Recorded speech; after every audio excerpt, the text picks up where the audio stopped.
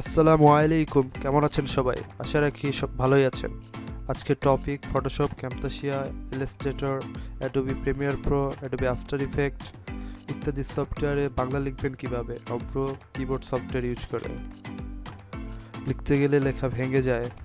আজকে দেখাবো খুব সহজে একটা টেকনিক বা অপশন ফলো করলে আর লেখা ভাঙবে না।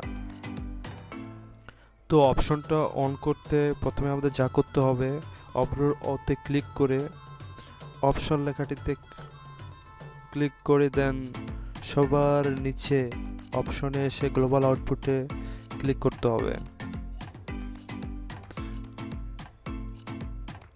দেন আউটপুট অ্যাজ এনএসআই সিলেক্ট করে ইউজ এ এনএসআই এনিওয়েতে ক্লিক করে দেন ওকে অথবা অ্যাপ্লাইতে ক্লিক করতে হবে। ব্যাস, অভ্রর কাজ শেষ। এবার ফটোশপে এসে ফন্টে সিয়াম রূপালী এএনএসআই সিলেক্ট করে দিতে হবে।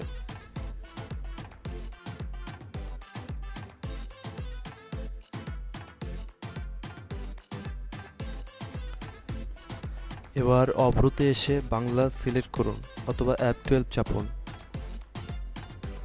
এখন যত খুশি বাংলা লিখুন, আর লেখা ভাঙবে না।